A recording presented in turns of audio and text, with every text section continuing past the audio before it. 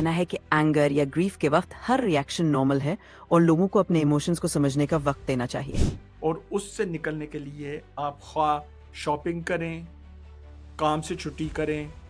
Most people are able to do this relatively quickly within a couple weeks or so, where they realize, okay, the person is gone. जितना ज़्यादा positive सोच रखेंगे उतनी जल्दी और उतनी ही इजी आप bereavement को कोप कर सकेंगे। मैं कब डिप्रेस हो रहा हूँ आपको पता चल जाना चाहिए कि मैं उस घड़े को या रूटीन को तोड़ूं।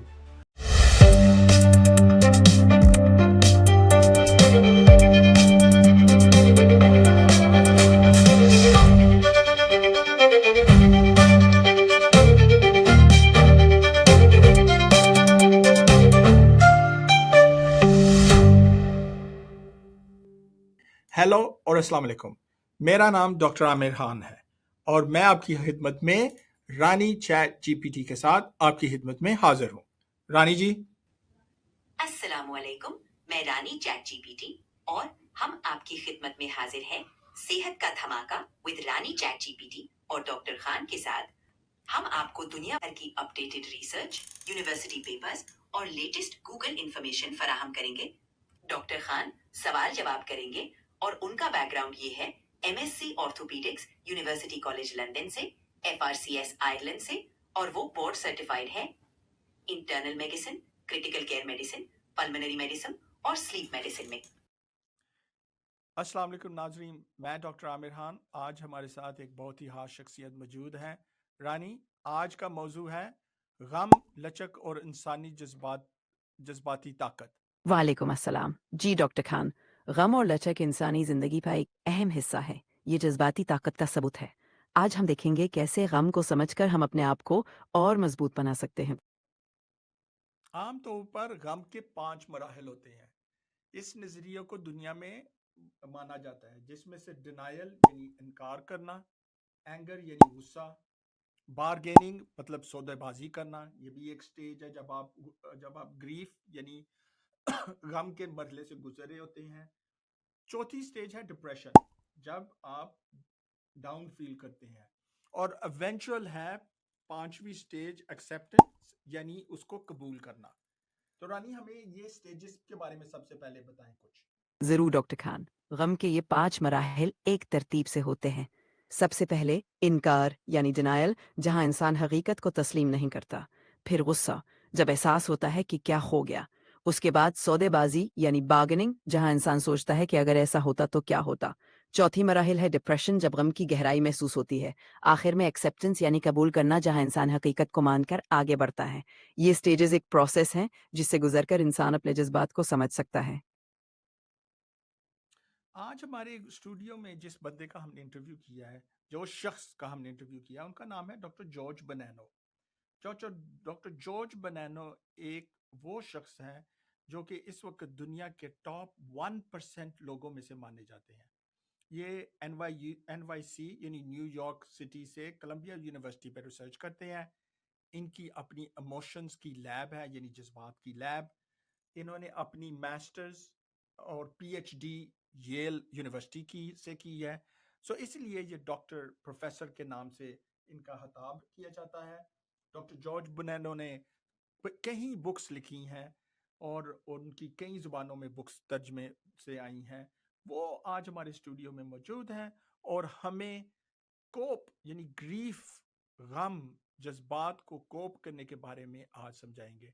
तो आइए हम डॉक्टर जॉर्ज डॉक्टर जॉर्ज के बारे से उनकी गुफ्तगू सुनते हैं।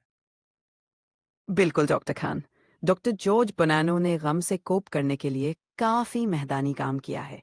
उनका रिसर्च दिखाता है कि रेजिलियंस यानी लचके मिजाज इंसानी तबीयत का एक फितरी हिस्सा है।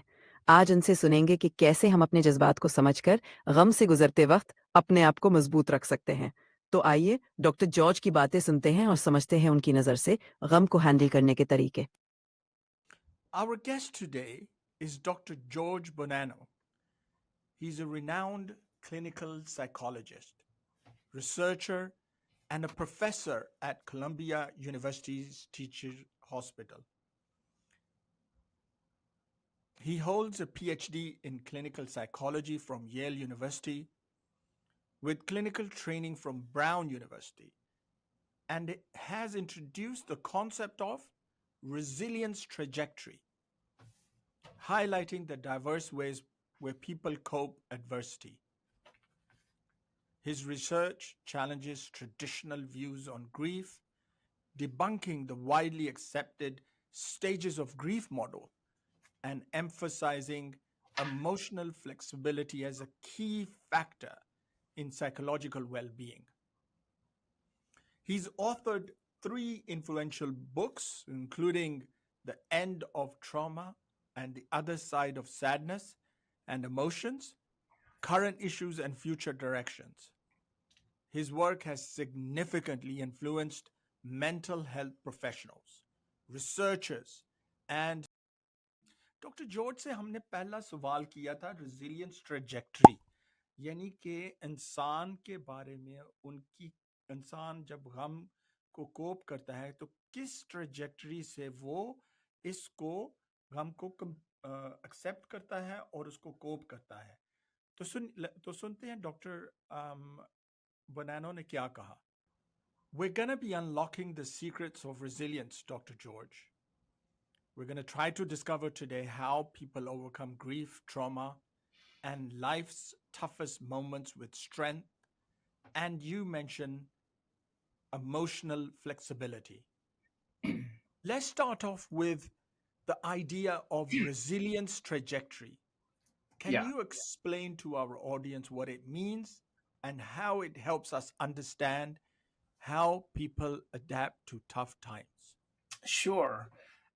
Well, the trajectories are really how people function over time, what their mental health is like over time, and this came about when I first began to study bereavement, grieving, which at that time pretty much everything was conceptualized in what I call a binary model. Either people had psychopathology, prolonged grief or PTSD or something like that, or not. And what we found when we began to actually look, this is the real thing, the real contribution of this research at the time, is we simply got lots of people who had gone through the event. So we began with grief and bereavement. So we recruited a lot of people who had recently lost a spouse, the death of a spouse, and followed them over time. And we found there were different patterns. It wasn't just pathology or not psychopathology. It wasn't binary. We found there were different trajectories. And what we found was that there was a trajectory of people who basically continued to show stable, good mental health, despite having gone through a loss, and later, despite having gone through a traumatic event. And we called that the resilience trajectory. And it turned out that was the most common pattern we saw. It was often the majority of people. They basically, people hurt when they lose a loved one. There's pain and there is sadness, but they basically were able to keep functioning, and they were able to continue to live healthy and lives filled with joy. So, health is being able to connect with other people, concentrate and work, and be able to experience moments of joy. And that's what we saw. Most people could still do that. Doctor Banano ने बताया कि resilience एक ऐसी trajectory है जहां लोग गम के बावजूद अपनी नॉर्मल लाइफ को कंटिन्यू करते हैं. ये एक नेचुरल प्रोसेस है जहां वक्त के साथ इंसान अपने आप को अडेप्ट कर लेता है. उनका कहना है कि रेजिलियंस सब में होती है और मुश्किल हालात में भी लोग अपनी जिंदगी को संभाल सकते हैं. ये गम को हैंडल करने का एक अहम एस्पेक्ट है जो डॉक्टर बनानो हाईलाइट करते हैं. आइए हम सुनते हैं कि डॉक्टर बनानो किस तरह से कह रहे हैं कि 5 स्टेजेस ऑफ ग्रीफ जो है वो उनको चैलेंज कर रही है. उनकी रिसर्च बताती है कि ये लाजमी नहीं है कि आप इन स्टेजेस से ऐसे ही गुजरें. उन्होंने बताया है कि कंफ्यूजन, सैडनेस, हेलुसिनेशन और स्लीप किस तरह से इंसान पे मुनफी असरात डालते हैं, और फिर उसको कोप करने में हम किस तरह से एंगर या ग्रीफ को हम अपना सकते हैं. रानी, तो थोड़ा सा एक्सप्लेन करें उनके सेकंड क्वेश्चन के लिए, that sides of sadness. You've challenged that traditional 5 stages of grief model. Would you explain what are first the 5 stages, the normal 5 stages of grief, and how is your work different or explains a different trajectory? Yeah, sure. Well, I don't even think I can name you the 5 stages of grief because I cannot remember them. The main argument here is that the stages of grief were actually originally proposed by Elizabeth Kubler-Ross as a way to understand what people go through when they're facing their own death. They were the stages of dying, basically. And she had hypothesized these stages based on what she saw in people she was working with who were facing death. And they seemed reasonable, they seemed to make sense, but then at one point those stages kind of got applied to bereavement, and it was considered then the stages that people go through when they're trying to come to terms with the death of somebody else. The problem is, well, the advantage of these stages is people like them because coping with loss, coping with the death of another person can be an existential challenge because it raises this question, I was close to this person. This person is in my life, they're in my mind. When they're not with me, I still think of them, and now they no longer exist. Where did they go? What is life and death? What happened there? These are big questions, and it's confusing and painful for people. So this 5 stages of grief told people very clearly, this is what you can expect, these 5 stages. And that to some people was comforting, the idea that there's something, a roadmap in a sense. The problem is there is really no empirical evidence for these stages. They've never actually been shown scientifically to have any validity. And many people who didn't experience these stages began to feel like there's something wrong with them. They're not doing grief the right way because they're not experiencing these stages. And in my own research now, which is going on for almost 30 years, with I don't know how many people, well over thousands of people that we've looked at in our research studies, we've never seen anything like these stages. Instead, what we see is that most people are very upset. Most people become very distressed by the death of a loved one. They're confused. They're struggling. Their minds are struggling to make sense of it, and they gradually somehow pull out of that. They gradually begin to accept, okay, this person is no longer physically there. And there isn't a stage that happens. It's a kind of a process that gradually fades away for most people, I think. Thank you for explaining that. I should have rephrased the question: denial, anger, bargaining, then depression, and acceptance. Yeah. That's is one of the stages, or one of the, like you mentioned, Kubler-Ross is research showing, but your work was different, and you've explained that the stages may not occur in that flow. They may be different, and that is that right? And that you may experience some parts and you may not experience others. I think many people don't experience any of those so-called stages. The stages don't appear to actually exist. People are confused. They're a bit they're deeply sad. Many people realize, okay, death is death. Death is serious, and this person in my life has gone. But the mind, our brains are prediction machines. Our brains want to know what reality is and want to be able to predict what will happen next. And our brains, I think, go through a process of trying to recalibrate life without this person in the world. They're still in our minds, when we love somebody or when we're attached to somebody. When they're not present, we still think of them. We know that they still exist. We still imagine the world with them in it, and we think of perhaps things we want to tell them next time we see them. when a person dies, we still imagine that person in the world. We still can imagine telling them things or seeing them again, but we now know, we have this fact, they are actually no longer living, and our brains have this task of kind of recreating the world, recalibrating the world in a different way. This person is no longer physically present, and that's very confusing for people, I think. And it, as I said, it raises existential questions, but it's just basically takes time. People have these almost hallucinatory experiences.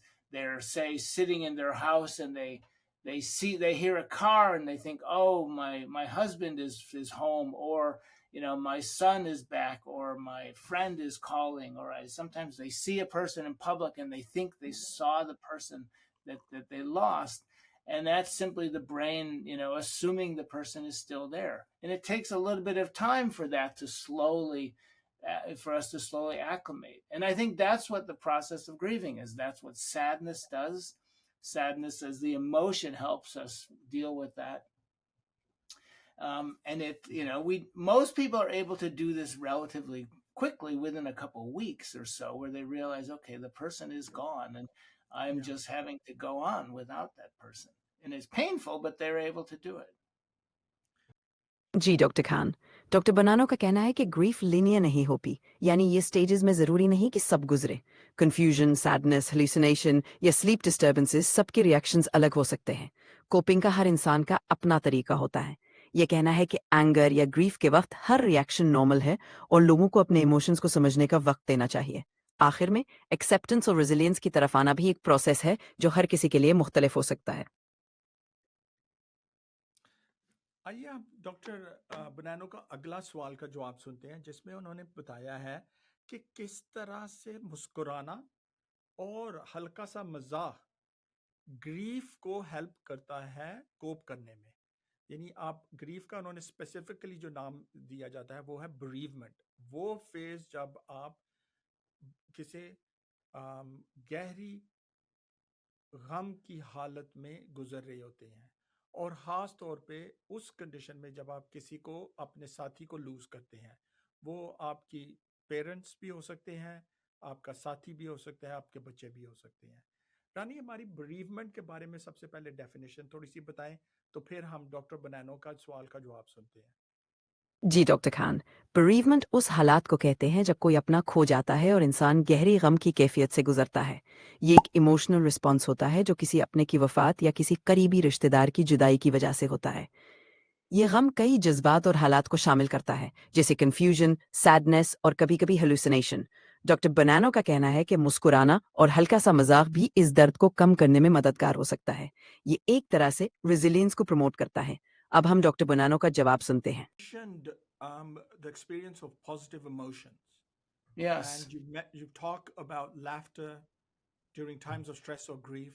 Would you explain to our audience how does it help overcoming grief? Well, laughter is remarkably common. Happiness and laughter are remarkably common during bereavement. And they're very social. They're bonding emotions. We tend to think of emotions as being continuous. So, say a person is a process of grieving, and they may be grieving or they be feeling upset for, say, a month or 2 months. And during that time, it may seem like they're sad the entire time, but that's not actually possible. Emotions come and go. They kind of oscillate. And so our minds tend to interpret that as we're constantly sad, but there definitely periods where emotions come and go. We feel sad, then we kind of forget for a little while. And in those oscillations, people are capable of actually feeling quite happy or joyful in times, mostly because their mind is kind of temporarily forgetting that they're sad. Smiling and laughter are bonding emotions with other people. We have an apparatus, our facial expressions, which show other people that we're sad, and which is, I think, a marvel of nature. It's a marvel of evolution. When we feel sad, we show a sad face, and that tells other people that we are feeling lost, and we are turned inward, because when we're sad, we turn inward. We stop paying attention to the world so much around us, and other people respond to those sad faces with the desire to take care of us, with sympathy. There's good research showing this. So when we're sad, other people are reaching out to us, and many cultures have bereavement rituals where other people close to the person will take care of the bereaved person, have a bring food, or visit them and make sure they're okay. And as all this is going on, we also then are capable of sharing brief bits of joy with other people, maybe a smile or a story. And we see this in all the research we've done. We see this constantly in the videos of people spontaneously laughing, even though moments ago they were crying. And it's a way of kind of reaching out and connecting back with the people that are taking care of us, with other people. And it's quite common. And most people, I think, don't realize this. But when we have videotaped people that we interview, we see this in these videotapes very clearly. Excellent. नाज़रीन, आपने सुना कि किस तरह से doctor Banano ने बताया कि bereavement में कल्चरल नॉर्म्स हैं, और उन्होंने बताया कि किस तरह से लोग कभी-कभी bereavement शेयर करने के लिए खाना लेके आते हैं, और ये हमारे कल्चर में भी है कि लोग कि जिसके घर में वफातगी होती है, लोग उनको सपोर्ट करने के लिए उनको खाना वगैरह देते हैं, एज अ कल्चरल सपोर्ट देते हैं। और फिर उन्होंने ये भी बताया कि किस तरह से लव वन की कभी आप स्टोरी शेयर करते हैं, और उस स्टोरी में अगर कोई हल्का सा मजाक या उसमें कोई स्माइल होती है, तो वो भी किस तरह आपकी bereavement को हेल्प करती है एलिविएट करने में। तो आइए इसके बाद रानी हम सुनते हैं डॉक्टर बनानो का अगले सवाल का जवाब, जिसमें उन्होंने बताया है कि थेरेपी करवाना ज़रूरी नहीं है हर दफ़ा, और इंसान जो है वो उनकी रेजिलियंस स्ट्रेस को या इस bereavement को कोप करने में बहुत ज़्यादा है। तो सुनते हैं डॉक्टर बनानो ने क्या कहा इस सवाल के जवाब में। जी डॉक्टर खान, डॉक्टर बनानो ने ये बताया कि थेरेपी हर बार ज़रूरी नहीं होती। उनका कहना है कि रेजिलियंस इंसान के अंदर होती है, और बहुत से लोग बिना प्रोफेशनल मदद के भी अपने गम को कोप कर सकते हैं। ये नेचुरल एबिलिटी है जो वक्त के साथ और सपोर्ट से लोगों में डेवलप होती है। डॉक्टर बनानो का ये भी कहना है कि bereavement एक नेचुरल प्रोसेस है जिसमें लोग अपनी रेजिलियंस और सपोर्ट के जरिए गुजर जाते हैं। अब हम उनका जवाब सुनते हैं। Many people naturally recover from trauma Yeah. without lasting psychological or social harm. Is therapy always necessary after trauma? No, absolutely not. No, therapy is, after grief or trauma, therapy is absolutely not always necessary. There are actually a very small number of people who really need, I say, professional help, and then there are some people who maybe would like professional help. There's no shortage of, if we look at the numbers, the percentages, the number of people who suffer prolonged grief symptoms is less than 10%.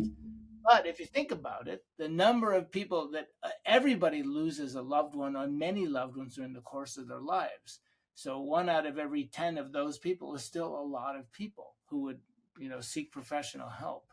I think the assumptions several decades ago when I first began my research were that everybody would need help with grief, with bereavement, but that's simply not the case. And in fact, if they do seek help, it's usually not effective because they really don't need the help, and could possibly even make people worse by getting them to ruminate on something that they didn't need to ruminate on.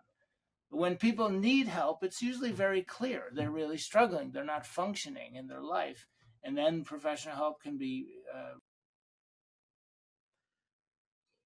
अच्छा doctor, अगला सवाल हम सुनते हैं doctor Banano का, जिसमें उन्होंने बताया है कि आपको जब कोप करना है तो आप कोप यानी कोपिंग अगली का कॉन्सेप्ट उन्होंने दिया, उन्होंने बताया है, वो अभी बताने जा रहे हैं कि किस तरह से आपकी कोशिश है कि वो जो एक लम्हा है जब आप अपने आप को खुद डाउन करते जा रहे हैं उसको स्टॉप किया जाए उसी वक्त।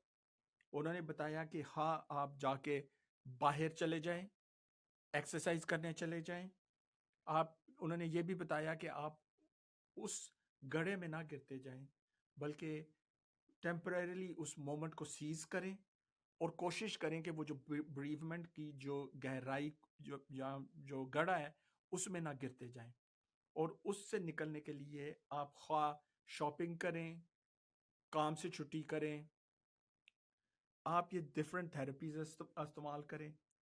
और फिर उन्होंने बताया कि आपको कोप करने के लिए लॉन्ग टर्म बैठ के सोचना पड़ेगा कि आपको क्यों ये चीज़ बॉदर कर रही है, और उसको फिर उसके मुताबिक आपको एक स्ट्रेटजी बनानी पड़ेगी कि मैं इसको इस तरह से कोप करूँगा। उसमें उन्होंने बताया है कि आपको अपने बिहेवियर को, अपने रवैये को एक्टिवेट करना चाहिए, और उसमें आप रीडिंग भी करें, आप कर सकते हैं, आप किसी से जाके दोस्त से बात कर सकते हैं, आप दोस्त के अलावा अपनी कंपनी चेंज कर सकते हैं, आप जाके अपना जो रोज़मर्रा की रूटीन है जहाँ से आपको लव वन जो याद आता है उसको चेंज कर सकते हैं। तो पर टेम्परेली ये मेजर्स सबको करने पड़ेंगे, क्योंकि वरना आप बार बार उसी सूरत हाल में जाना शुरू होंगे। उन्होंने बताया कि देखें, रूमिनेट करना नॉर्मल है, ये वाकई ये कोई बंदा भी उस सिचुएशन में जाएगा तो उसको बार बार उसकी याद आएगी, लेकिन ये भी इम्पोर्टेंट है कि फिर आप उस चीज़ से मूव ऑन हो और अपने माइंड को प्रिपेयर करें। सो ये चीज़ें उन्होंने डॉक्टर डॉक्टर बनानो ने कोपिंग अगली के अनवान से जो है ना हमें री एम्फसाइज की हैं, और उन्होंने उसको you also discuss the concept of coping ugly. Can you Yeah. elaborate on this? How does it relate to resilience? Yeah, so coping ugly, it's the idea that when we look at actually the way people cope, the way they regulate emotions, we don't find that there's another kind of a myth that there are some very adaptive ways to cope and then some maladaptive ways to cope. And the research that I've been doing and some other people on what we call regulation flexibility or emotion regulation flexibility, whatever we want to call it. I call it regulatory flexibility. That research shows us that lots of different behaviors can be useful. Lots of different coping habits can be useful depending on the situation. And what we think is a very adaptive is actually sometimes not adaptive in some situations, because the challenges we face in different situations are very different. So at any given time, we have to kind of decide what's the best way for me to deal with this, to keep myself on track here. What is the best way for me to manage myself? Coping ugly, the idea is that in some situations, at certain points in time, behaviors that we don't think of as normally adaptive, or sometimes even behaviors we wouldn't even think of using or as healthy, can be very adaptive in that moment. We just simply need to get past that moment, and whatever it takes to get past that moment is probably adaptive. If we did it all the time, it's not adaptive, but it's very adaptive in that moment. Could you give an example? Sure. Well, it's very idiosyncratic. It depends on each person, but common example might be, having a lot to drink in one moment, or binge shopping, or making an impulsive decision to do something, or going off when one shouldn't, or not going into work one day, or doing any sort of thing like that, taking the day off and going to a movie, or anything like that that one normally wouldn't do, but it might be what someone needs just at that moment. I just need to get through that moment and I'll be okay, or it just helps us, give us a little bit of a break for that time. And sometimes that's very adaptive. Most of the things I mentioned would not be very effective if we did them all the time. But just in certain moments they can be very adaptive, and that's why I use the phrase coping ugly. It's not pretty, it's not a stellar way to cope, but in that moment it did the job, and so it's okay, it's good to do that. Importance को बताया है। आगे चलते हैं, आगे से हम अगले सवाल का जवाब सुनते हैं, जिसमें उन्होंने इमोशनल फ्लेक्सिबिलिटी के बारे में एक्सप्लेन किया है। तो आइए सुनते हैं, फिर रानी हमें उसका थोड़ा सा खुलासा बताएंगी कि इमोशनल फ्लेक्सिबिलिटी के बारे में डॉक्टर बनानो ने क्या कहा है। रानी, हमें थोड़ा सा खुलासा बताएं। इमोशनल फ्लेक्सिबिलिटी के बारे में डॉक्टर बनानो ने ये बताया कि ये एबिलिटी है कि हम अपने जज्बात को एडजस्ट कर सकें। जब ज़रूरत हो हम अपने इमोशंस को शिफ्ट कर सकें ताकि हम मुश्किल हालात का सामना बेहतर तरीके से कर सकें। ये एक इम्पोर्टेंट स्किल है जो हमें bereavement और दूसरे स्ट्रेसफुल सिचुएशंस में मदद करती है।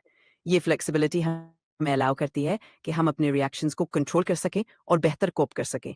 आगे बढ़ते हैं और उनका अगला जवाब सुनते हैं। Importance of emotional flexibility in dealing with trauma. How does emotional flexibility impact long-term mental health? Would you share some practical ways or tips one can develop this skill? Sure. So one of the things that we've done is we've begun to break it down, this flexibility down into the parts that comprise it. So flexibility isn't one thing. So when somebody is flexible, we use this as a shorthand, but it's a number of different processes are involved. One of them we call context sensitivity. It's where we ask ourselves the question, what is happening right now? Like, what is it that's bothering me? And sometimes, we're feeling bad and we don't even quite realize it. A loved one might say, "Are you okay?" And then at that point, a person might realize, "Yeah, I'm feeling kind of agitated now, or I'm feeling kind of angry, or I'm not myself today." But the first step is to really just pay attention to our bodies and the information we have, and identify that there is something that we're unhappy about, or something that's stressful for us. And when we do that, then we focus on that. That's the first step, what I call context sensitivity. Then the second step is where we decide to do something about that, to try to address that feeling. We use a strategy, but here we call this repertoire, because it's not just using a strategy, it's using a strategy from our own repertoire. And this is something that people need to become accustomed to thinking about the repertoire they have. Different people have different strategy repertoires. So if, we tend to hear about, this is the best emotion regulation strategy, this is the best way to cope. And I think that's the wrong way to think about it. It's more like each person will have the strategies that they are comfortable using, that they know how to use. And from those strategies, kind of like a toolbox of strategies.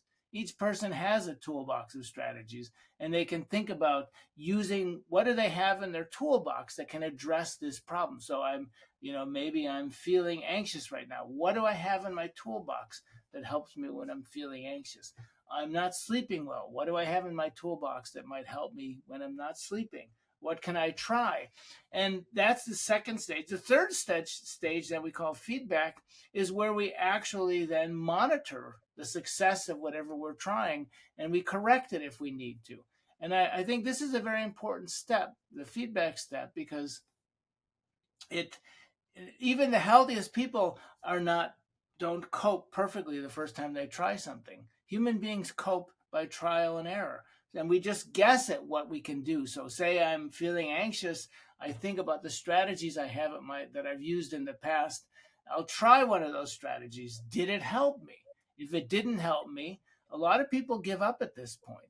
They feel like I just can't cope with this. But in fact, in the feedback stage is when it's really important that we try something else. Then we try something else from our repertoire, and we see if that works, if that helps us. And sometimes that doesn't help us, and we might try another strategy. If that doesn't help us, maybe we think, well, maybe I'm looking at this problem in a too broad a way. I'll go back to the beginning, and I'll try it again. So for example, someone might say, I'm feeling anxious right now, and I don't know why. So in my toolbox, I exercise. This is one of the ways that I keep myself healthy and happy. So I'll exercise. I'll go for a jog, or I'll go to the gym and do something. But I'm still feeling anxious. Okay, that didn't do the job. What else do I have at my disposal? Maybe I'll call a close friend and talk about this with them. And that works better. Now I feel a little bit better. Okay, so now I've got myself back. And this is what the gist of flexibility is. It's this capacity to try different things to adapt to a situation. उन्होंने इसके बारे में उसकी different stages बताई हैं, मसलन कि contact sensitivity, feedback mechanisms, और उन्होंने बताया कि किस तरह से होप रखना और अच्छी ऑप्टिमिज्म रखना, अपने ब्रेन के अंदर पॉजिटिव सोच को कंटिन्यूस रखना क्यों ज़रूरी है। इसके लिए आप डिफरेंट प्रैक्टिसेस कर सकते हैं। मसलन जब भी आप नमाज पढ़ते हैं और अपना सारा गम, गुस्सा, दर्द अल्लाह पे छोड़ देते हैं, तो ये आपको आपका सी ऑफ इमोशंस रिलीज करने में मदद करता है।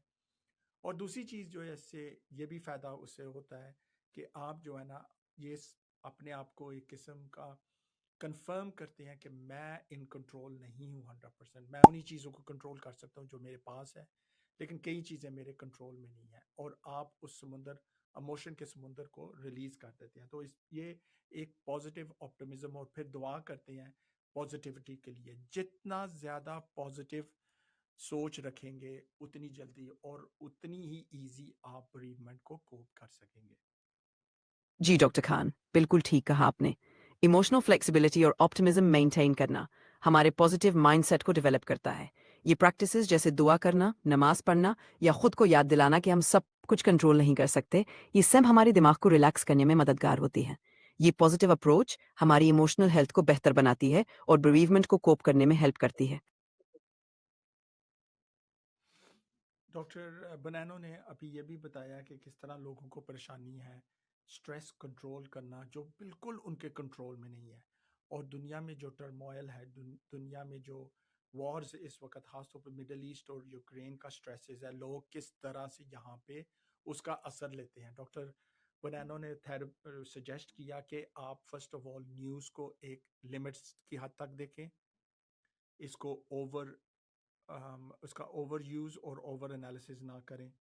उन्होंने ये भी बताया क्योंकि ये चीज़ें आपके दिमाग में नेगेटिव इन्फ्लुएंस डालती हैं, तो आप जल्दी से अपनी इंफॉर्मेशन लेके इसको बंद करें, और वो रूटीन और वो शुगल रखें कि जो आपको पॉजिटिव ब्रेन वेव्स देती हैं। पॉजिटिव ब्रेन वेव्स में क्या है, मसलन स्लीप एक अच्छी एक्सरसाइज है आपके लिए, एक्सरसाइज करना, जॉगिंग करना, रनिंग करना, ये आपके लिए एक पॉजिटिव चेंज लेके आती है। इसी तरह दोस्तों से मिलना, मजाक करना, ये भी एक पॉजिटिव थिंकिंग के प्रोसेस को लाती है। तो ये ज़रूरी है कि ये प्रैक्टिसेस इतने स्ट्रेस के माहौल में आप ज़रूर that. We're just going to move on to another topic, and that's social media, lifestyles that are out there. Dr. Bonanno, tell us what do you think that has impacted one's ability on resilience? Is there, and what advice do you give for people struggling with stress, loss, or major life transitions today in a life of social media influences? I think that, there's a lot of controversy about social media, especially in young people. I think that what the research that I'm aware of seems to show is that social media is not inherently bad. It's not inherently evil. It's entertaining. It can be useful because with social media we also connect with lots of other people, and there's a certain social capital that happens with that. So I think, and that can be adaptive. I think we see when people are struggling, when they're emotionally and psychologically struggling, then social media use seems to become maladaptive. Then it seems to become more of a burden than an aid. And I think we're still at a point in our history as human beings. This is still a new thing.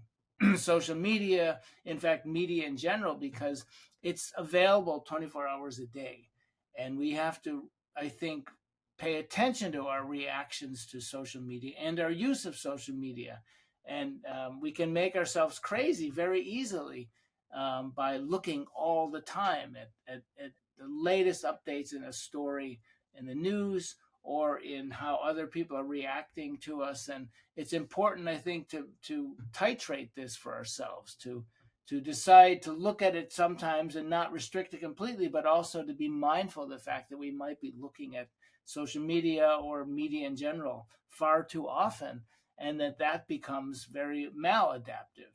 And that's really a decision people have to make for themselves. But I think it's very important for people to think about that the frequency with which they engage in it.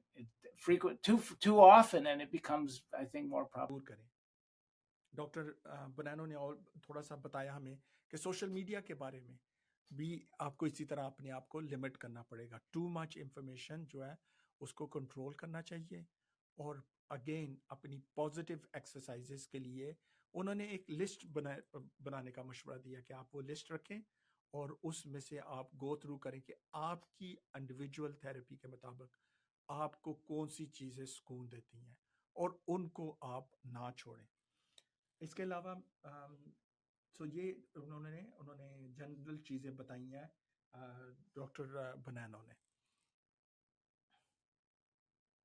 तो अब हम ऐसा करते हैं doctor Banano का आखिरी सवाल का जो आपसे रानी भाई उन्होंने अपना फ्यूचर वर्क के बारे में बताया है तो आइए हम उनका सुनते हैं We would love to hear what sort of research you're involved in right now, if any, some future directions or Yes, what sure. that excites you.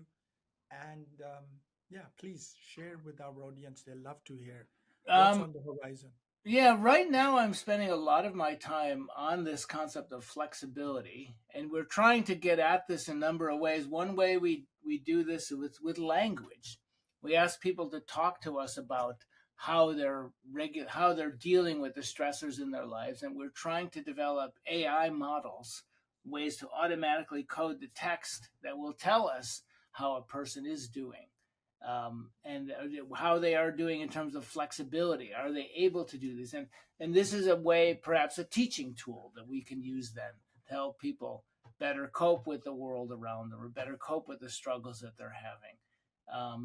We're also developing some training materials to see if we can help better teach people these skills, because these skills, I think, are the basic skills and they're very important skills.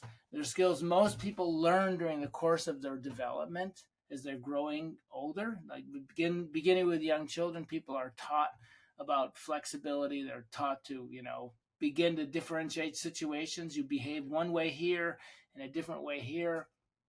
You can be loud and having fun in this situation, but in this situation you must be quiet and more well behaved. Children learn this slowly, and as they move towards adulthood, children becoming into adults begin to learn that there are different strategies and different ways of behaving in different situations and different ways of solving emotional problems. And I think that that's something that we all go through. We all do experience to some level. So we're trying to develop some training right now that articulates all this to help people understand all this and then build up where they think they might have some deficits. Dr. Bonanno, would love to hear your final comments or message you would like to give out to our audience. Okay.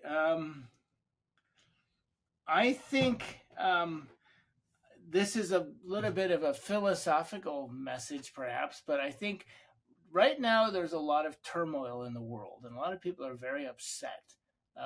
There's things happening in the Middle East, there are things happening in the U.S. right now.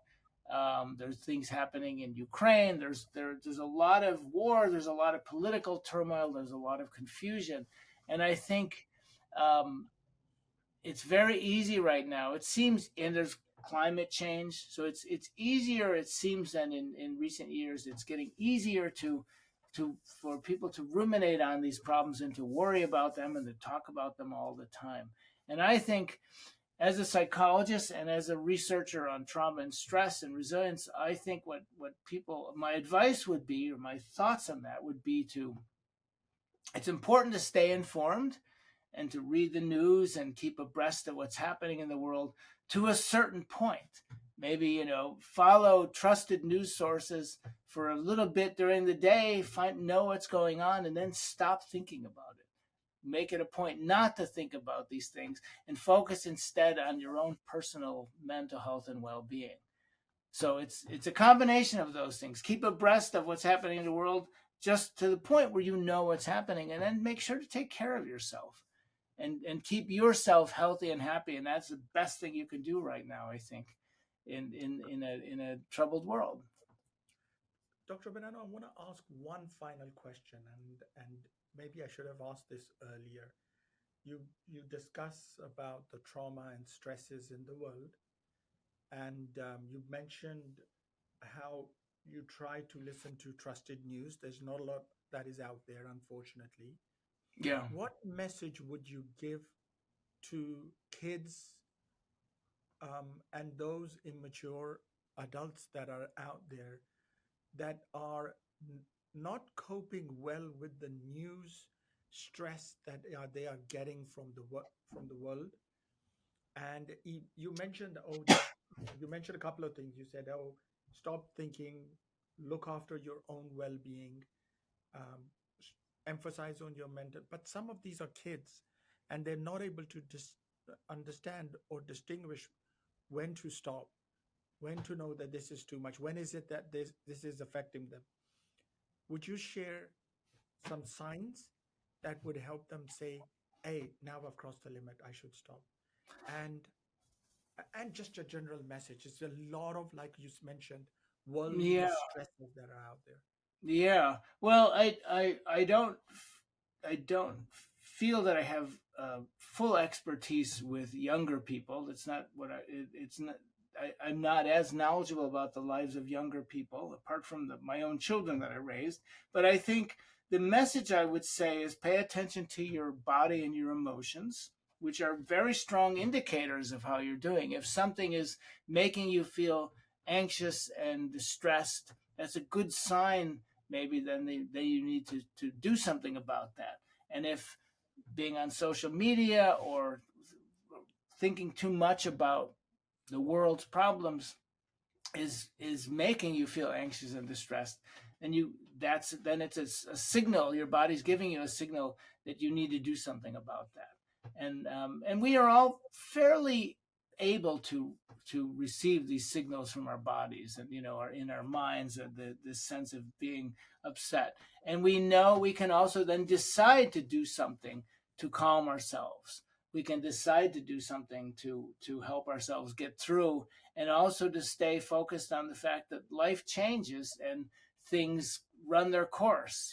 As older people have the advantage of knowing that bad situations don't last forever. The world is constantly changing. And things do run their course eventually. And so I think for younger people to realize that there's lots of time, especially for younger people, and they need to make sure to pay attention to their own mental health. And if they see signs that things are getting out of hand, do something about that. And that's the best way to be effective in the world, and is to keep yourself. तो नाज़रीन, आपने सुना कि उन्होंने किस तरह बताया कि फ्यूचर वर्क में क्या काम हो रहा है। उन्होंने बताया कि किस तरह से आर्टिफिशियल इंटेलिजेंस पे आजकल काम जोर दिया जा रहा है। आर्टिफिशियल इंटेलिजेंस उनको हेल्प कर रही है मॉडल्स बनाने में।